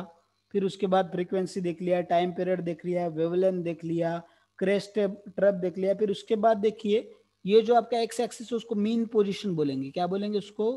Mean position. तो Mean क्रेस्ट, position. या क्रेस्ट का, और दूसरा तो एम्पलीट्यूड देखना है हमें। What is amplitude? Maximum deviation from mean position is known as amplitude. Amplitude. या ये जो दिख रहा है आपको, तो उसको एम्पलीट्यूड बोलेंगे। Maximum deviation from mean position is your amplitude. और एम्पलीट्यूड जो है, तो हम देखते हैं इंटेंसिटी जो है, intensity is directly proportional to amplitude. हम बोलते हैं ना घर में लाइट डीम है, डीम है इसका मतलब क्या है? उस वेव का एम्पलीट्यूड कम हो गया, इसलिए डीम हो गई वो लाइट। अगर उसका एम्पलीट्यूड बढ़ जाएगा तो उसका इंटेंसिटी भी बढ़ जाएगा। बराबर है? समझा Yes, sir. सबको? या so intensity Yes, is sir. directly proportional to amplitude. Remember this, intensity of light or any radiation is dependent on amplitude. तो एम्पलीट्यूड जितना ज्यादा उतना इंटेंसिटी उसका ज्यादा होगा। तो ये हमने देखा, फ्रीक्वेंसी देखा, टाइम पीरियड, और वेलोसिटी तो हमें पता है, सी जो वेलोसिटी ऑफ लाइट से ही जाता है, तो लाइट का और उसका रिलेशनशिप क्या है? C is equals to n lambda, c is equal to what, n lambda, ठीक है। N what is n over there, ठीक है, आप एन मत यूज करो, न्यू यूज करो। हमारे टाइम पे हम एन यूज करा करते थे, हमारे सर एन न्यू पढ़ाते थे हमको, ठीक है। तो एन इज फ्रीक्वेंसी, बट आप न्यू यूज करो, c is equal to nu lambda. Nu क्या है आपका वहां पे, व्हाट इज न्यू, फ्रीक्वेंसी, या फ्रीक्वेंसी। तो अभी देखिए न्यू जो है, तो अभी ये फ्रीक्वेंसी हमने देखा, तो लैम्बडा इज इक्वल्स टू क्या आएगा हमारा, सी अपॉन न्यू। इसको आप क्या C कर by सकते हैं, nu। बहुत एडजस्टमेंट करके अलग अलग फॉर्मूले बना सकते हैं हम लोग, देख सकते हैं। या nu is equal to frequency is equal to क्या आएगा, c upon lambda, but 1 upon lambda is nu bar, so nu is equals to nu bar into c. तो ये अलग अलग फॉर्मूले हम देख सकते हैं, ठीक है। चलो नाउ विल गो अहेड। तो अभी हमें देखना है स्पेक्ट्रम, इलेक्ट्रोमैग्नेटिक स्पेक्ट्रम। अभी मुझे बताइए, इधर बैठे बैठे आपको कैसे पता चलता है सन के कंस्टिट्यूएंट्स क्या है, कौन बताएगा। इधर बैठे बैठे कैसे पता चलता है आपको सन के कंस्टिट्यूएंट्स क्या है, जल्दी। इसके रेडिएशन से। उसके रेडिएशन से, ओके, रेडिएशन से। उसके रेडिएशन से कैसे पता चलता है, how you came to know from its radiation. क्या किया जाता है, देखिए उसका स्पेक्ट्रम निकाला जाता Wavelength। है, उसका स्पेक्ट्रम निकाला जाता है। और हर एक, अगर हम देखेंगे हर एक एलिमेंट का, उसका जो स्पेक्ट्रम है वो क्या होता है, उसका फिंगरप्रिंट होता है। उसका आपका फिंगरप्रिंट जो है, आपके फिंगरप्रिंट से ही मोबाइल खुलता है ना आपका, दूसरे के फिंगरप्रिंट से खुलता है क्या, खुलता है नो कि सर। नहीं, नहीं। तो हर एक एलिमेंट का यूनिक यूनिक स्पेक्ट्रम होता है, that is nothing but fingerprint for that particular element. तो क्या किया जाता है, पीरियोडिक टेबल में जितने भी एलिमेंट है उन सब के स्पेक्ट्रम निकाले जाते हैं, और स्पेक्ट्रम ड्रॉ करके क्या करते हैं, उसको ये जो रेडिएशन है उसको ड्रॉ, उस रेडिएशन का स्पेक्ट्रम उसके मैच करते हैं हर एक के साथ। तो जिसके साथ मैच होगा वो एलिमेंट उसके अंदर प्रेजेंट है, जिसके साथ मैच नहीं होगा वो प्रेजेंट नहीं है, ऐसे पता किया जाता है उसके कंस्टिट्यूएंट्स, ठीक है। Is it clear guys, yes sir. या यस तो सर। देखिए स्पेक्ट्रम मैन्युअली ड्रॉ कैसे करते हैं, जैसे पहले स्पेक्ट्रल पेपर लेते हैं, क्या लेते हैं, स्पेक्ट्रल पेपर, ऐसा स्पेक्ट्रल पेपर लिया, फिर उसके बाद ऊपर रहते हैं स्पेक्ट्रल लाइंस, स्पेक्ट्रल लाइंस, ये आपके स्पेक्ट्रल लाइंस होते हैं, ऐसे ब्लैक आपने देखा रहेगा ना वो, है कि नहीं, स्पेक्ट्रल लाइंस होते, तो कभी डेंसर होते, कभी रेयरर होते, तो दीज आर स्पेक्ट्रल लाइंस। और हर एक स्पेक्ट्रल लाइन की वेवलेंथ अलग अलग होती है, जैसे इसकी लैम्बडा 1, दूसरे की lambda 2, lambda 3 and so on. तो उसका एनर्जी भी, क्योंकि हर एक जो ईच ट्रांजिशन जो है, हर एक ट्रांजिशन, ट्रांजिशन मतलब क्या, देखिए इलेक्ट्रॉन आपका लोअर ऑर्बिट से उसने जंप किया, हायर ऑर्बिट में गया, उधर ज्यादा देर टिकता नहीं है कि नहीं, थोड़ी देर में 10⁻⁻ कितने सेकंड में वापस आता है वो बताइए, एक्साइटेड, हाँ 10⁻10 सेकंड्स बराबर है, फिर 10⁻8, आई थिंक सो 10⁻8 सेकंड्स में, 10⁻8 सेकंड में ही वो एक्साइटेड स्टेट से, आप एक बार उसको चेक कर लेना, but according to me 10⁻8 second I think so. तो 10⁻8 सेकंड में ही वो क्या करता है, एक्साइटेड स्टेट से, कुछ बुक में 10⁻8 भी दिया है, कुछ में 10⁻10 भी दिया है, so you check it out, NCERT में जो दिया है वो फॉलो करो, ठीक है। तो एक्साइटेड स्टेट से वो वापस आता है और गिरता है, जब गिरते समय वो क्या करेगा, एनर्जी इमिट करेगा, किसके फॉर्म में, ये वेव्स के फॉर्म में, बराबर है, रेडिएशन के फॉर्म में।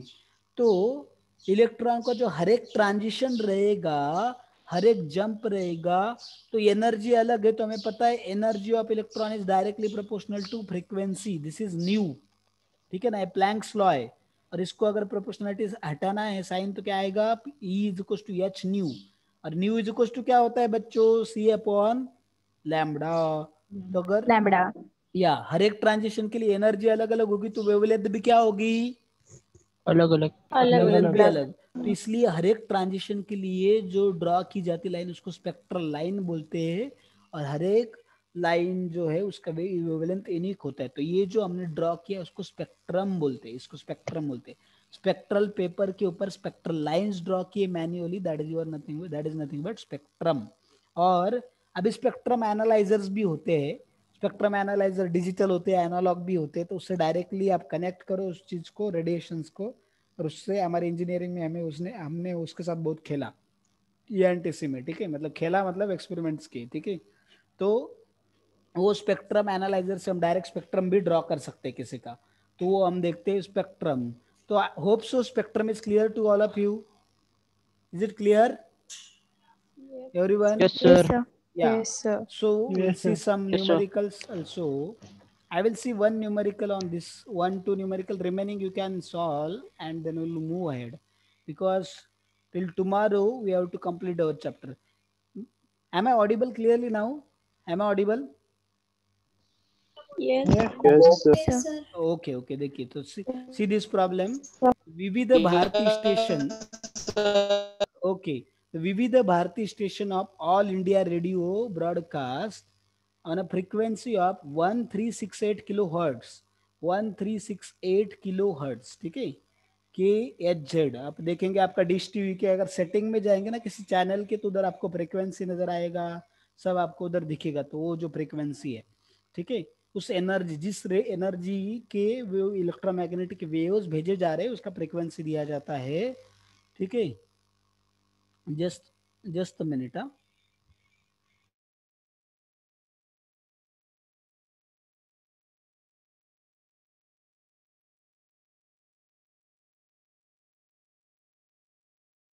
ठीक है, देखो तो दिस इज, हमने देखा frequency, calculate the wavelength of electromagnetic waves emitted by the transmit. तो सिंपल क्वेश्चन है, वेरी सिंपल क्वेश्चन. तो ट्रांसमीटर ने कितना इलेक्ट्रोमैग्नेटिक वेव्स वहां पे इमिट किया, किस वेवलेंथ का, वो हमें पता करना. तो हमें क्या दिया है बच्चों, फ्रीक्वेंसी दिया है. कितना दिया है फ्रीक्वेंसी, बोलिए. न्यू का वैल्यू दिया है, गिवन लिखना है सबसे पहले. कितना, 1368 1368. Okay, kilo hertz. तो इसको किलोहर्ट्ज. कन्वर्ट कर लेंगे पहले ही हम लोग. 1368, ठीक है, इंटू क्या होगा, 10⁻³ हर्ट्स. हर्ट्स में कन्वर्ट कर लिया मैंने उसको. ठीक है, अभी नेक्स्ट देखिए, मुझे क्या पूछा, लैम्डा पूछा. Hertz. तो या पहले गिवन लिखना है, फिर लैम्डा फॉर हमने टू फाइंड लिखना है, तो लैम्डा निकालना है. फिर फॉर्मूला लिखिए. फॉर्मूला इज इक्वल टू, हमें पता है nu is equal to C lambda. So we know that lambda is equal to क्या आएगा फिर, न्यू अपॉन सी. और सी का वैल्यू हमें पता है कितना है, 3 × 10⁸ मीटर पर सेकेंड. देखो इसको हर्ट्स में क्यों किया मैंने, क्योंकि इधर में जो इसका वेलोसिटी है 3 × 8 मीटर पर सेकंड में लेने वाला हूँ, इसलिए. नहीं तो उसको भी किलोमीटर में लेना पड़ेगा मुझे.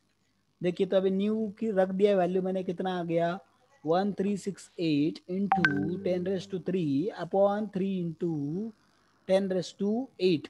तो पहले पावर को सिंप्लीफाई कर लेते. 10⁻8 ऊपर चला गया, 10 माइनस हो गया, 1 हो गया, 10⁻3. तो कितना आ गया हमारा, 10⁻⁵. पावर हमने साइड में निकाल लिया. ठीक है, अभी देखिए 1368 जो है, 1368 को क्या करूंगा मैं, 1370 लिख लूंगा. इसको भी अगर सर, मुझे और, यस सर वो फार्मूला गलत लिखा है. फॉर्मूला गलत लिखा है मैंने. सी इज इक्वल, उल्टा हो गया. ओके ओके ओके, ठीक है ठीक है ठीक है, बताइए जल्दी. Sorry, mistake, I have written something. Okay, बोलिए. तो देखिए हमें पता है c is equal to nu lambda. ठीक है, c is equal to nu lambda. This is correct formula. Is it correct now? तो देखिए हमें क्या चाहिए, लैम्डा चाहिए. तो लैम्डा चाहिए तो क्या करेंगे, lambda will be equal to, हम देखते हैं C upon C by nu. ठीक है, तो सी कितना है हमारा, 3 × 10⁸. और फिर क्या आएगा हमारा, न्यू कितना है, 1368 इंटू 10⁻3. तो मैं क्या करता हूँ, इसको लिख लेता हूँ. देखिए इसको लिखता हूँ 1.4, इसको लिखता हूँ 3. ठीक है, और इंटू क्या करूंगा, इसको 10⁻6 लिख सकता हूँ मैं. ऐसे लिख सकता हूँ क्या, देखो लिख सकता हूँ ऐसा, 3/1.4 इंटू 10⁻8, 10⁻6 ऊपर गया तो बचा बस मेरा 10⁻2. तो मैं इसको 300 लिख लिया, और इसको 1.4 है तो इसको 14 लिख लिया, और 3000 कर दिया. अभी तो आसान हो गया मेरे लिए. 2 कर दिया, कितना बचा है, 20. 1 कर दिया. ठीक है, 1 कर लिया, तो फिर कितना आएगा, देखिए just a minute, somebody wrote something in chat. Okay okay, ठीक है. देखिए तो 3000/14 तो मैंने कर लिया 2. तो फिर 28, 2 आ गया, 21 कर लिया, 6 आ गया, कितना हो गया, 60 हो गया. तो कितना करना पड़ेगा, है ना, 4. तो 214 पॉइंट कुछ तो आएगा. तो 214 अप्रोक्सीमेट आंसर आ रहा है मेरा, वेवलेंथ क्या आना चाहिए 214 बटे किस में आएगी वेवलेंथ बताइए, इसका यूनिट क्या होगा 214 मीटर, 214 या 214 मीटर। तो हम देखते हैं आंसर क्या अप्रोक्सीमेट आएगा अपना जो भी है, देखते हैं अभी आंसर एग्जैक्टली क्या है। दिस इज अप्रोक्सीमेशन, अप्रोक्सीमेटली मैंने उस देखिए 214 हमारा अप्रोक्सीमेट आंसर आया, तो उसका आंसर एग्जैक्ट आंसर कितना है 219.3। तो अप्रोक्सीमेट निकालेंगे तो आपको पता चल जाएगा ऑप्शन से कि एग्जैक्ट आंसर कौन सा है, ठीक है। तो टाइम बच जाता है, नहीं तो हम पूरा कैलकुलेशन करते बैठेंगे बहुत समय जाएगा।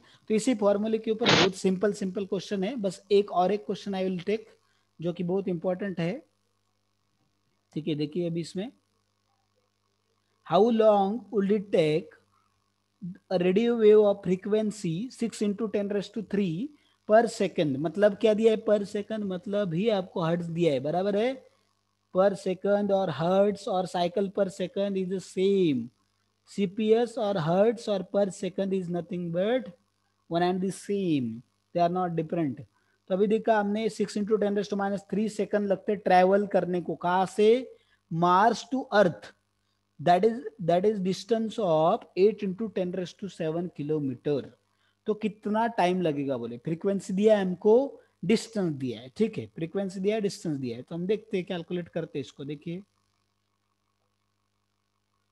बस वैल्यू याद रखिए आप, वैल्यू याद रहेंगे क्या सबको, फिर भी देखो फिर से देख लो एक बार, वैल्यू कितना है 6 into 10 raised to 3 फ्रीक्वेंसी का, और डिस्टेंस 8 into 10 raised to 7। तो मुझे एक जन वैल्यू फ्रीक्वेंसी याद रखो, एक जन डिस्टेंस याद रखो, so that you can tell me and we can calculate it now। तो बताइए गिवन क्या क्या दिया है, जल्दी बोलो, what is given to us, frequency कितना दिया है 6 into 10 raised to 3 into 10 raised to 3 3, unit क्या है हर्ट्ज, ओके। एंड और क्या दिया है हमें, डिस्टेंस कितना दिया है, डिस्टेंस को कैपिटल डी बोलता हूँ मैं, बोलिए कितना दिया है 8 into 10 raised to 7 kilometre 8 into 10 raised to 7 kilometre, okay. Kilometre मतलब इसको 10 raised to 10 मीटर कर लेता हूँ मैं, या 10 raised to 10 मीटर। और निकालना क्या है मुझे बताइए, टाइम कितना लगेगा इतना डिस्टेंस कवर करने के लिए, बराबर है। Yes sir. तो मैं पहले क्या निकालूंगा, वेवलेंथ निकालूंगा, ठीक है, वेवलेंथ निकालूंगा। तो वेवलेंथ निकाला तो क्या हो जाएगा, देखिए वेवलेंथ कितना, वेवलेंथ कैसे आएगा बताइए मुझे, wavelength is equal to formula क्या यूज करेंगे हम लोग, जल्दी बोलो, C by mu। या तो 3 into 10 raised to 8 बाय मैंने क्या किया, न्यू कितना है मेरा 6 into 10 raised to 3 6 into 10 raised to 3 या तो 1/2 दैट इज 0.5 इंटू कितना होगा 10 raised to +5, तो दैट इज 5 into 10 raised to 4 मीटर, बराबर है। Yes sir. Yes sir. या तो ये आ गया इतना मेरा लैम्डा, वेवलेंथ आ गया मेरा। तो वेवलेंथ मतलब क्या बताइए, एक साइकिल में कितना डिस्टेंस कवर हो गया, ठीक है, बराबर है। समझ में आ रहा है कि Yes, सबको, एक साइकिल Yes, में sir। कितना डिस्टेंस कवर हो गया। और फ्रीक्वेंसी कितनी है आपकी 6 into 10 raised to 3, तो फ्रीक्वेंसी क्या होती है बच्चों, number of Number cycles of cycles per second। या number of cycle per second. तो हमें क्या करना है, इसमें नंबर ऑफ साइकिल निकालने पड़ेंगे, कितने साइकिल है, टोटल नंबर ऑफ साइकिल्स निकालने पड़ेंगे हमको, ठीक है। तो देखिए ये वाला हम डिस्टेंस है, डिस्टेंस इज इक्वल टू क्या होता है हमारा, देखिए velocity speed is equal to क्या होता है हमारा, डिस्टेंस अपॉन टाइम, क्या होता है डिस्टेंस अपॉन टाइम, बराबर है। तो अभी हमको टाइम चाहिए, तो टाइम कैसे निकलेगा, distance upon speed, distance upon speed. तो डिस्टेंस कितना है 8 into 10 raised to 10 upon speed कितना है हमारा, बोलिए स्पीड कितना है उसका,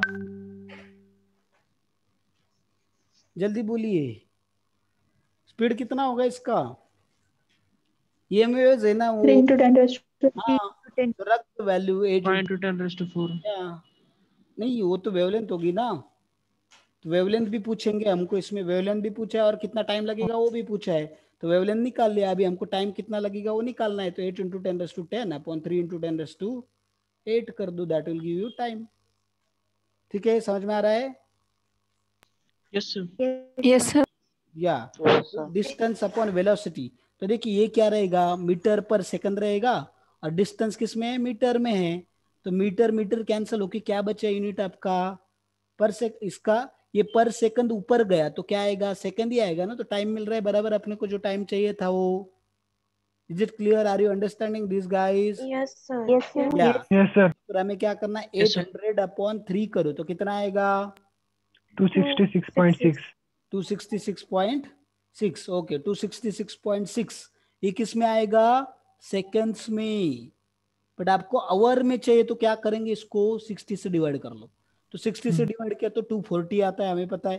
4 इंटू किया तो 4 आवर्स मिल गए, बराबर है कि नहीं। और 4 आवर्स और कितने सेकंड बचे आपके पास, 26.6 सेकंड्स, बराबर है। सॉरी 4 मिनट्स आ गए, सेकंड नहीं मिनट्स। 4 मिनट आ गए और सेकंड्स कितने बचे आपके पास, 26.6। तो ऑलमोस्ट हम बोल सकते हैं कि या 4 minutes and 26 seconds that should be your time period, बराबर है। Yes, समझा? sir. तो देखते हैं अभी आंसर क्या है, देखते हैं हम लोग।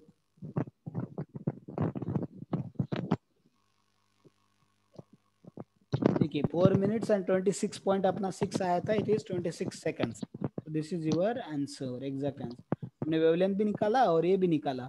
तो देखिए ये हो गया। अभी चलिए नेक्स्ट, तो ये प्लैंक्स क्वांटम थ्योरी मैंने ऑलरेडी आपको बता दिया, प्लैंक्स लॉ।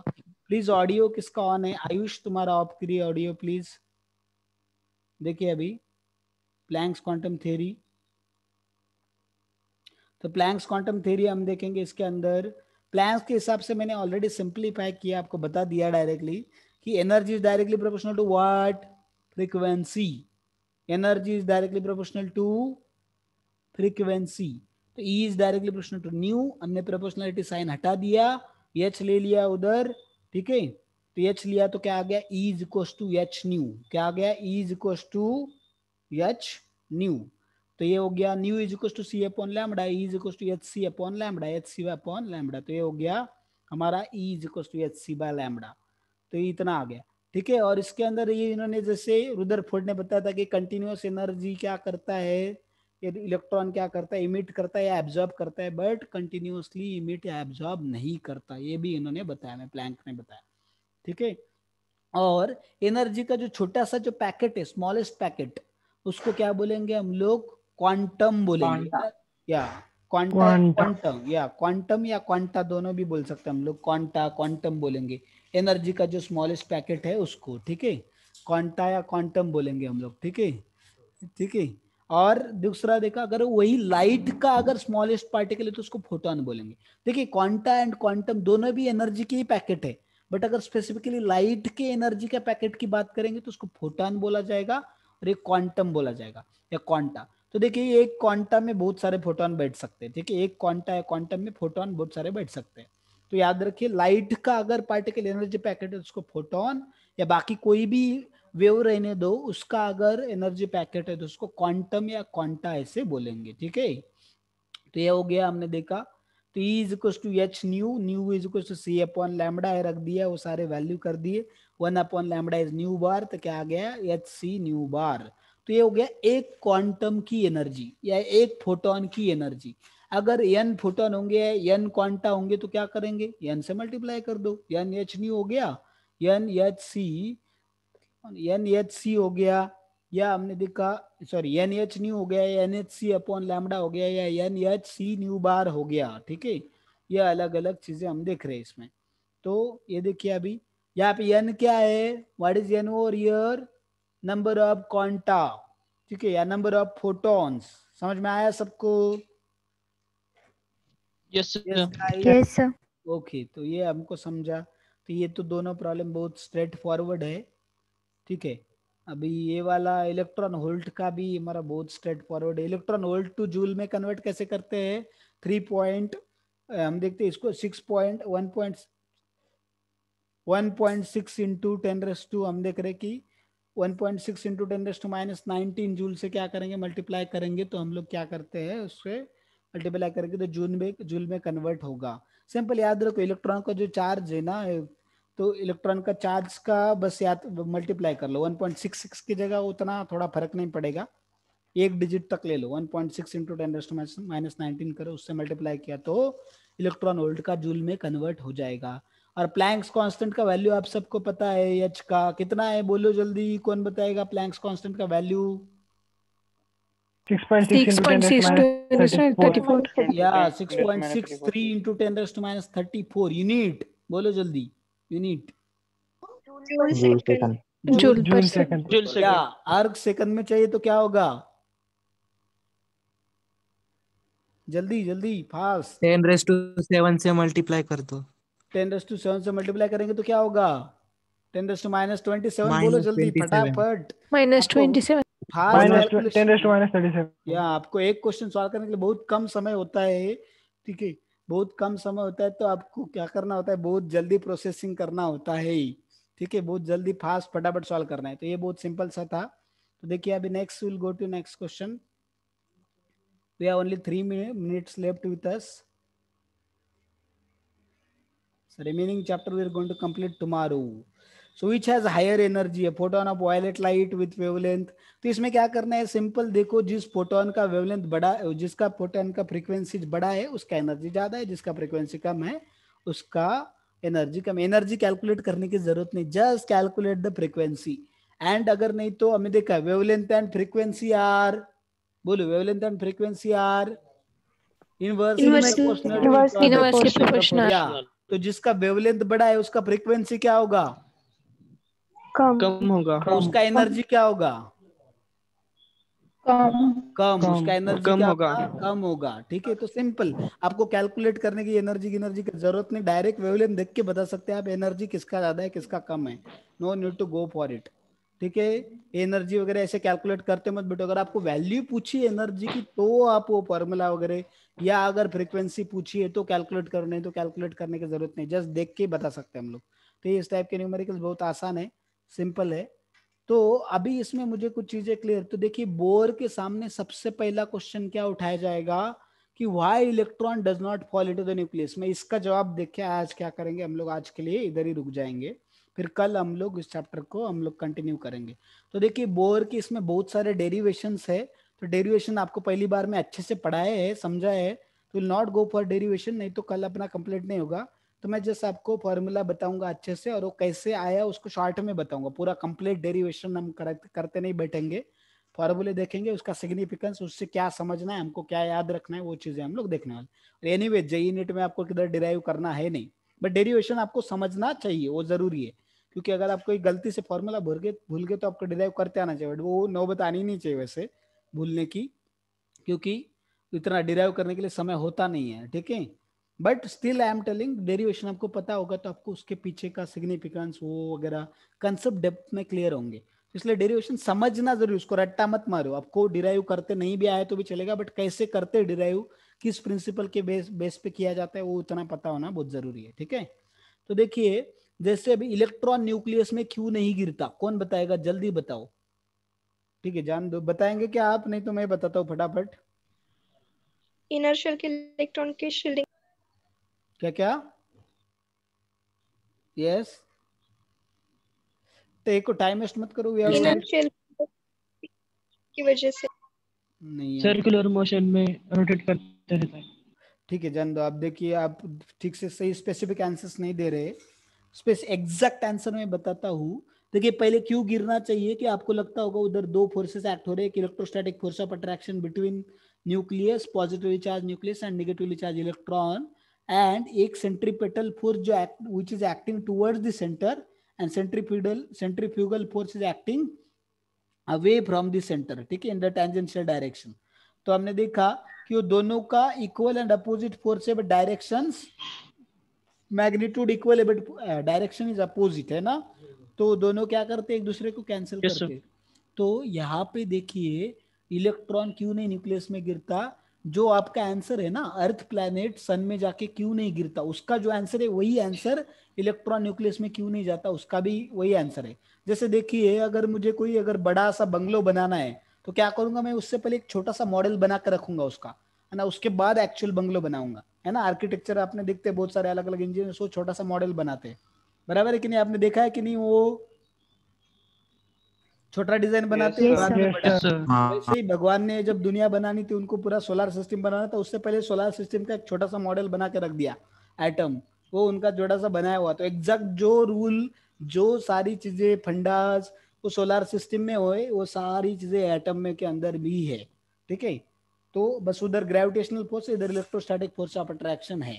तो देखिए उधर क्या है कि इलेक्ट्रॉन जो है न्यूक्लियस में क्यों नहीं गिरता, तो मैं बताया कि वहां पे क्या है, सेंट्रीपिटल फोर्स ही क्या है, वहां पे सेंट्रीपिटल फोर्स ही इलेक्ट्रोस्टैटिक, हाँ इलेक्ट्रोस्टैटिक फोर्स ऑफ अट्रैक्शन, या electrostatic force of attraction he centripetal force का काम करता है। जैसे गंगाधर ही शक्तिमान है कि नहीं, वैसे electrostatic force of attraction he centripetal force है वहां पे। तो दोनों अलग नहीं है, वो दोनों एक ही है, भले ही लगते दो है बट होता एक ही है। जैसा लगता है वैसा हमेशा होता नहीं है, ठीक है। जसं दिसते तसं नसते म्हणून जग फसते, ठीक है। हमने देखा तो इलेक्ट्रो सेंट्रीपिटल फोर्स जो किसने सप्लाई किया, इलेक्ट्रोस्टैटिक फोर्स ऑफ अट्रैक्शन से, और उसके जितना ही इक्वल कौन सा है, सेंट्रीफ्यूगल फोर्स है। तो दोनों की मैग्नीट्यूड इक्वल है, डायरेक्शन अलग अलग है, तो इसलिए दोनों एक दूसरे को क्या करेंगे, कैंसल, इसलिए इलेक्ट्रॉन न्यूक्लियस में गिरता नहीं, ठीक है। समझा सबको? हाँ यस सर। यस तो देखिए अभी अब तक का जितना है आप सब क्या कर लीजिए, अपना जितना पढ़ाया है आज तक का, आज मैंने वो सारा पढ़ लीजिए, और आगे का भी आप पढ़ के रखिए। आपके डाउट्स है, क्वेरीज है, तो मैं कल सारे क्लियर कर लूंगा और अपना चैप्टर भी कंप्लीट करूंगा। तो आप पढ़ के आइए, पूरा थ्योरी अच्छे से पढ़ के आइए और सॉल्विंग कर लीजिए जितना हो सके आपसे, क्योंकि ये आपका पहली बार नहीं है, दूसरी बार सेकंड टाइम पढ़ाना चालू है, रिवीजन चालू है, तो इसलिए आप सॉल्विंग भी कर सकते हैं। Previous finger tips, at least finger tips के 100 क्वेश्चन सॉल्व करके आना इसके ऊपर, नहीं तो प्रीवियस ईयर के, नहीं तो अगर आपको असाइनमेंट दिए है तो वो सॉल्व करना। और असाइनमेंट के बारे में मुझे एक चीज बताना है, मेरे चैप्टर के जो भी असाइनमेंट दिए जाएंगे, मेरे चैप्टर के जो जो असाइनमेंट दिए मैंने, उसमें थ्योरेटिकल क्वेश्चन जानबूझ के ऐसे क्वेश्चन डाले हैं जो आपको पता नहीं है। तो आपको थ्योरेटिकल क्वेश्चन के आंसर खुद से अगर आपको आता है तो very very well and good, बहुत अच्छे से। ये इसमें ही है, देखिए जो मैं पढ़ाऊंगा उसमें ही है वो सारी चीजें, बट वो बहुत ट्विस्ट, थोड़ा अलग तरीके से पूछा गया है वो थ्योरेटिकल क्वेश्चन को। तो अगर आपको आता है तो बहुत अच्छे है, वो नहीं आता है तो उसका सॉल्यूशन देख लो, उसको समझ लो और रट्टा रट्टा मार लो, उसको मगअप कर लो। और डाउट है तो you can put on doubt group, I can clear those doubts, ठीक है। तो बट बहुत इंपॉर्टेंट है Yes, वो, sir. हर एक असाइनमेंट में आपको जो भी क्वेश्चन दिया जाएगा वो बहुत इंपॉर्टेंट, बहुत अच्छे क्वेश्चन है। तो वो सबको सारे क्वेश्चन अच्छे से सॉल्व करना है। बहुत सिंपल क्वेश्चन, उसमें डिफिकल्ट मैंने कुछ ही डाले, गिने चुने क्वेश्चन डिफिकल्ट डाले, बट एक भी जेई नीट लेवल के ऊपर का क्वेश्चन एक भी डाला नहीं उसमें। जेई नीट लेवल के क्वेश्चन है वो, ठीक है, उसमें एडवांस लेवल के वगैरह नहीं डाले हैं, जेई नीट लेवल के क्वेश्चन है उसके अंदर। तो आपको वो उसमें बहुत हार्ड भी नहीं है, कुछ हार्ड है, कुछ मीडियम है, और कुछ बहुत सारे इजी भी है। जैसे एक्चुअल पेपर होता है आपका, वैसी तरीके से असाइनमेंट डिजाइन किया गया है। तो आपको बहुत अच्छे से, थ्योरेटिकल क्वेश्चन है तो निगलेक्ट मत करो, उसको सीरियसली लो, या सिर्फ आंसर देख के छोड़ो मत, उस चीज को लिख के रखो अगर आपका गलत हुआ है तो, ठीक है। चलो thank you very much, really sorry I extended for 5 minutes because, क्योंकि मेरा 5 मिनट वो एक्सप्लेन करने में गया था इसलिए। चलो thank you very much, will stop. Thank you sir. Hare Krishna. Thank you, sir. Thank you, Thank you, sir. sir. Welcome welcome, Thank you, sir. Hare Krishna. Hare Krishna.